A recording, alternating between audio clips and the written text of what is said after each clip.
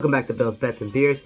This is a channel where I talk mostly about Bills football, the NFL in general, walk through some parlays I do for like Monday, Thursday, and Sunday night football, and then some Sunday parlays as well.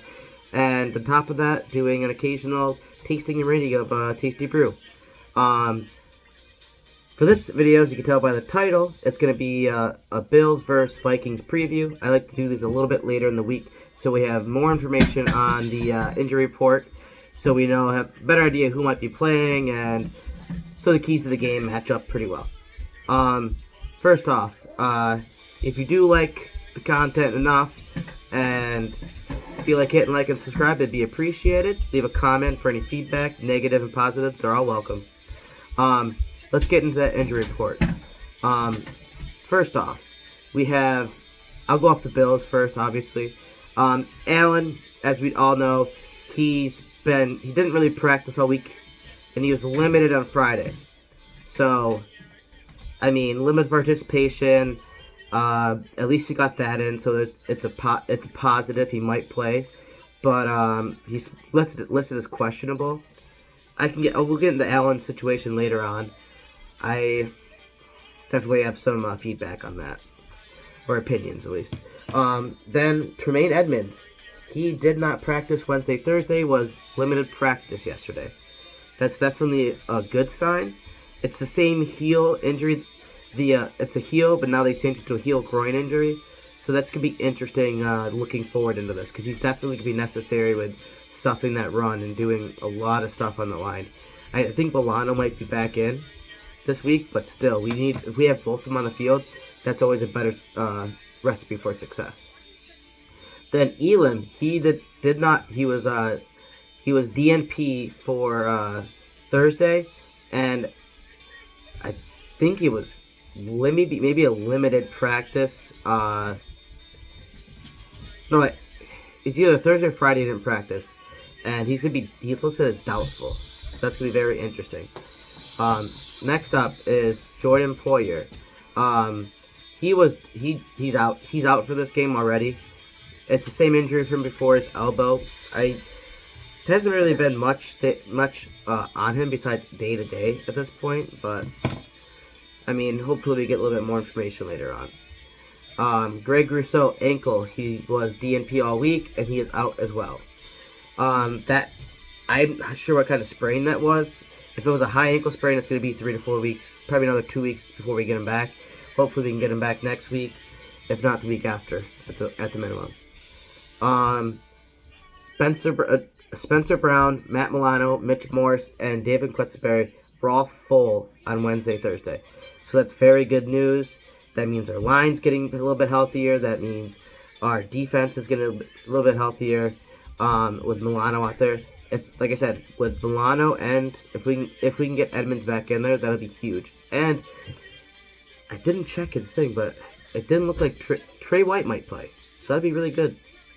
I'm hoping he does, but who knows at this point. Then we have the Vikings. Center Garrett Bradbury. He did not practice Wednesday, but he was full Friday. So, Friday and Thursday. So he's definitely looks like he's going to play. The cornerback, Cameron Dantzler, he did not practice Wednesday, and he is officially out. Then we have the defensive end, Delvin Tomlinson. He had a calf injury. He did not practice Wednesday, Thursday, Friday. He's also out for the game already. And then Thielen, he was limited on Wednesday, and then Thursday, Friday, he was full. So he's going to be playing, which definitely won't help the cause, but they're bringing their full arsenal at this point. Our defense has to step up. Hopefully with Trey White back there, and it looks like Elam's not going to play. So, we got Dane Jackson. He's healthy now. And then on top of that, we have the other rookie. He's probably going to swap in with Dane Jackson every once in a while. Probably get some rest for Dane on occasional reps and stuff like that. But yeah, that's going to be it with the injury report. Next up, we're going to do the key matchups. We have my first note on this is possible Case Keenum? Is it possible that for Case Keenum to lead the Bills' offense versus this Vikings defense? Vikings defense has been a little spotty at times, as you can tell by the past games and stuff like that. They've just won games they should have blown out and everything, and they've just had people stay in the game, stay in with them for some reason. But I mean, I think Keenum could, if Josh Allen isn't going to play, he can give a spark to the offense. I think with everything resting on Josh's shoulders, they all just assume he's going to be there just to elevate everybody.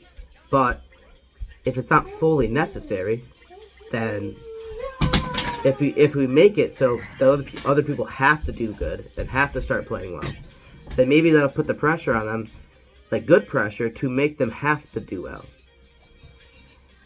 I don't know. It's very convoluted, but I just think with Case Keenum coming in, he will be able to make the team play at maybe an elevated level in a sense where, like, because they're going to have to without Allen there.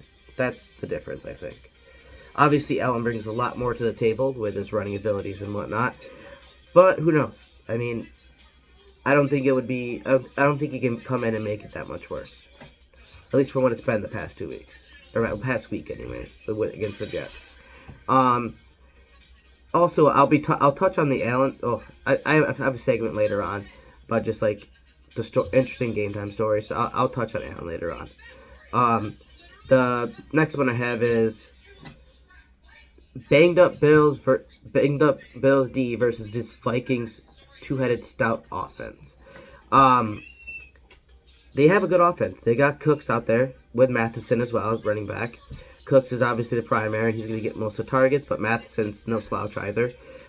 Justin Jefferson, he's going to be a big target for them. It's going to be a big game coming up. And then Hawkinson as well. And then now, with Thielen still playing, it's going to be interesting. With Thielen being in, it's going to make it a little bit harder on our defense. Without him out there, we kind of could have bracketed on one side, but I still think Hawkinson's probably going to get a lot of targets in that middle. But if Milano's playing, which he should be, and then we also have Edmonds in there, so Milano could do his own thing instead of taking over the role for Edmonds. I mean, it's going to get very touchy with this defense. But I think the main thing to worry about, besides the passing, because that's going to be huge, and having the cornerbacks and everyone back there trying to lock down players that they can, or at least break up passes and do all these fun things. But I just see the run defense has to come back this week. If it doesn't come back this week, we definitely need it next week. But for us to win this game, our run defense is going to have to shut down Cooks in a sense. Not shut him down completely because he's going to get his yards, but just make it hard for them to get yards. We can't leave those giant gaps like we did against the Jets. I mean, especially with the Jets, because we knew they were going to run. Just like in the second half of the Packers game, we knew they were going to run, and they still were able to literally run every single play almost and get down towards the end zone and into it. That can't happen this week. If it does, Cooks is going to go over 150 yards. Cooks is a good running back. I'm not saying Carter isn't, but if that was Breece Hall back there last week, it would have been a lot worse for damage-wise. I don't know. I mean, can this Bills rush defense finally come out of this hiatus that's been the past 2 weeks? I'm hoping so. Hoping they wake up from that bye week blues that they didn't come back from after that. If they don't, like I said, we're in trouble. Third one, Diggs versus Justin Jefferson stat battle. I mean, everyone's gonna be watching this. The news, everything. Everyone's been will be focusing on these two players and what they're gonna do. Even if Josh Allen's not out there, that's not an excuse for Diggs. I mean, if Diggs goes out there and only gets 50, 60 yards, and Justin Jefferson goes for 110 or 120 plus, it's going to get blown up, and especially next week for media. And I think this should push Diggs to definitely do a lot more better routes. I mean, he's always crisp with his routes, but try to get more attention and try to get more separation than he usually does. It's definitely be a big incentive. Yeah, I know he's thinking about it. I mean, you could say he's not, but it's still in the back of his mind somewhere. So that's going to be interesting. It's like who's going to have the better day on the field? It's definitely swaying towards Justin Jefferson, with Allen maybe not playing. But it's going to be a fun matchup, I think, between them, at least stat wise. See who can do the best stats. See who can win the game for their team. The fourth one I have is the Bills pass rush versus the Vikings. A little slightly banged up O-line. I mean, honestly, that's when I thought the center was going to be out when I made these things. But even when the center, he had an ankle injury. Yeah, he had 2 full practices, so maybe he's healthy enough. But I mean, either way, our pass rush has to get pressure on Kirk Cousins. If we don't get pressure and like make him feel tensed up in the backfield against Kurt, we're gonna be in trouble. Because first off, first step is helping stop the run. Next is getting pressure as well when stopping the run. Also pressuring Kirk Cousins, because if we can slow down the run enough, then put the pressure on Cousins, we can make him make mistakes. I mean, he's been very well this year with not making the boneheaded mistakes he's known for. But if we can get him to make more of those mistakes, or just get him more pressured and hopefully get a sack or 2 on him, and just have like a good pressure rating throughout the whole game, it's gonna sway in our lanes this way. So, like I said, we need Cousins to make mistakes, because if he's not making mistakes, or he's not feeling like uncomfortable back there, and he has time for Jefferson to break and get like more than 5 seconds, it's not gonna be well for the Bills. I'll tell you that much right now. So let's get into these interesting game time stories. Should Allen play at all? Is it worth the risk for him to be out the whole season if he gets hurt this game? From what it's looking like, how they've been talking about his injury and how he's been looking, especially they had a video like of him at the end of that limited practice he got in on Friday. It's looking like they want him to play. That is very, I think it's more concerning, because if Allen goes in and tears his arm even more, does UCL even more in this game, then without giving at least a week or 2 of rest on what happened last game, it could be detrimental. I just don't see it being a good thing for him going in. But I just have faith that Keenum can do. This offense is built good enough that Keenum knows the weapons. He's been there all year, been there prepping basically to go in for Allen if he needs to, and he got a lot of stuff in. He had a whole offseason with us. I mean, I just see it being very interesting at that level. The only reason I'm saying this is because I just don't want Josh to get out multiple games. Like, yes, this next come-up game is very important. These next couple games are very important, especially with how, being only a half game ahead. You know what I mean? So that's gonna be very tough. If we lose these next 2 games, yeah, that could be it's gonna be very rough on the schedule. But the bigger portion is getting into the playoffs. I mean, if Josh Allen gets hurt this week, knock on wood, or next week, knock on wood, then I'm hoping he doesn't. But if he gets injured worse than that UCL, he's gonna be out at least 3 to 4 weeks, and that's not gonna be worth the risk. Because that's going to set up us for even longer it's just not going to be it's not going to be good for the playoffs. Because if we don't have him for the postseason, that's the big issue. If we can get into the postseason and have him have a couple games at the end to kind of get back into the rhythm more, I would be okay with that. But I just don't think it's worth the risk putting him in at the moment. Obviously, it's up to the coaching staff. I don't know how he's been practicing well, and I don't know. I'm not sure how his arm's been feeling, because I don't know the team. I don't know the players personally. So who knows what's going on? But just from an outside perspective, I just don't think it's worth putting him into this game. Maybe next game if he has a good week of practice after that, after this game. But who knows? Next, how much will Groot be missed? And will Epineza step up to the challenge after? So, Groot's been doing pretty well back there with pressures and sacks and whatnot. Will Epineza come in and actually be the player we thought he was going to be from the draft a couple of years ago? I mean, that's big. That's very interesting. We need him to be. We need him to be there. He's been on the team long enough. I mean, he has to show up more. So, with him being out, can he get a sack or so this week? Or at least make more pressure against Cousins so he has those mistakes? That's going to be very telling in this game. I think there's going to be a lot more weight on his shoulders this week with Groot out. So let's get into my little... I put a 6-leg parlay in for this game through FanDuel. Also, the reason why this video is a little later is because it took so long to even get decent parlay options. I wanted to wrap it all into one. Even with that, when I did this last night, there was still no player props for receiving, receptions, rush attempts. Not really much rushing yards or receiving yards. Nothing was in there yet. I think it's because with Allen being a little bit out of the loop and maybe not playing, that it's kind of changing a lot of things that they have for this game going forward. So I think that's why they haven't put much information up on it yet. Even checking this morning, they didn't have much. So I had Delvin Cook for an anytime touchdown.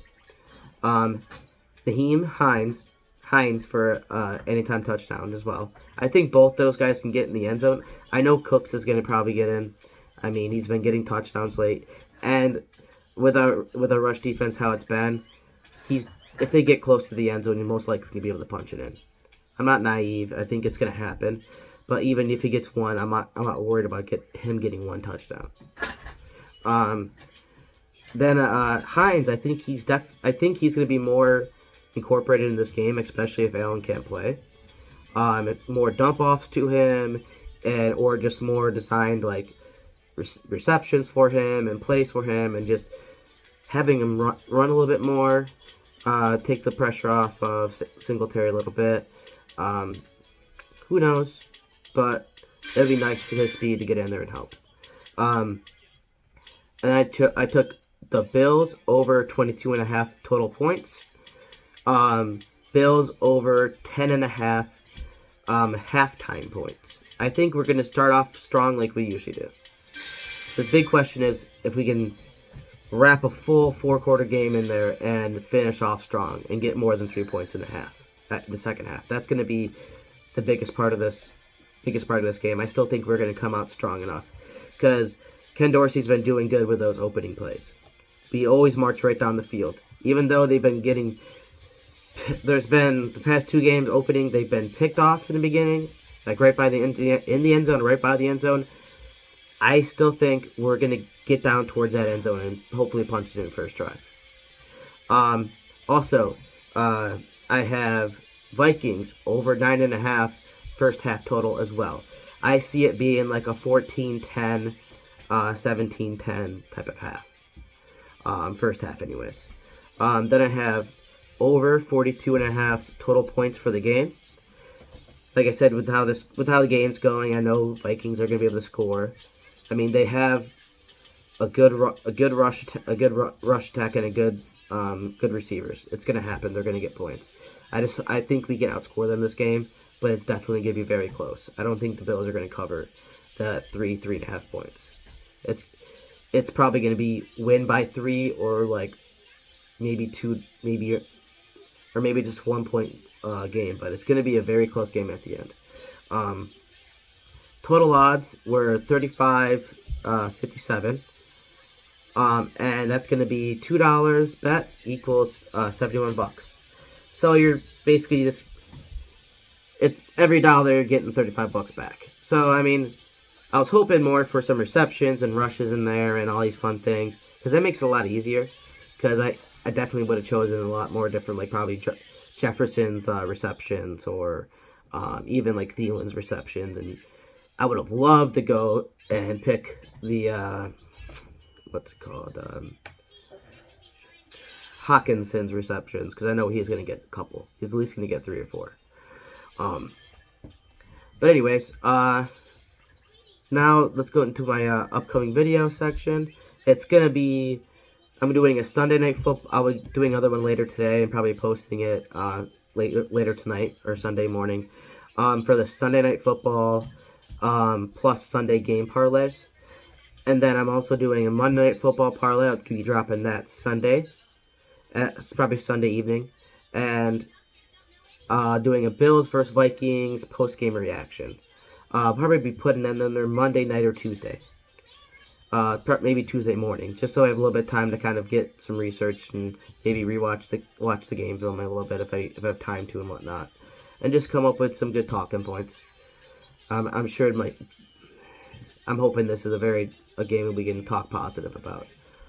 On top of that, I have some sponsors I'd like to mention. I have my wife, Crochet with Elisha. It's Crochet with Elisha. You can find her on Instagram. She makes tons of hat, mittens, cardigans, like just tops and bottoms, like stuff, anything you could think of. She makes tons of dolls, tons of stuff for our kids, for our friends' kids, for presents and Christmas and all those things like that.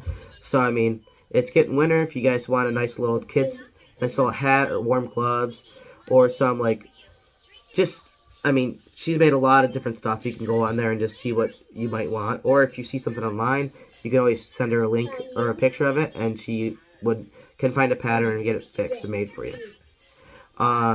Next up, my buddy Evan. He's over there at Mr. Nasty Time. It's Mr. _Nasty Time. It's Mr. _NASTYTYYYME. That's 3 Y's in time. And then he does a lot of videos. He's been doing he didn't drop one this week because we did a kind of talk about the NFL on Friday. But he does weekly power rankings for the whole 1 through 32. Briefly talks about each team. Has been talking more about the higher end teams as of late. But it's still like hour-long videos. He just dropped another video for a UFC parlay he's going to be putting in. And just talking about the card coming up and the matches he thinks are going to be very good matches, and like explaining how these fighters fight and why he thinks this person's going to win and how the fight's going to go. And then, so that's up there. It's a good hour-and-a-half long video. You can just kind of skip through it, and if you want to just go to certain fights, and he's going to be covering most of them. He also does a lot of gaming. He was doing it on Twitch. Now he's doing it on there. Been doing a lot of COD lately, the new Modern Warfare 2, and just playing a lot of multiplayer. But yeah, he's been pumping out a lot of good content. He's getting a lot of good views on there, so definitely check it out and definitely give him a like and subscribe. Also, my future sponsor, hopefully, New Belgium Voodoo Ranger. I love their beers, especially if you give not in IPAs too much. Give the Juice Force a try. It's like 9.5%. You're going to love it. But that's going to be it. I'm going to wrap this video up. And, of course, go Bills.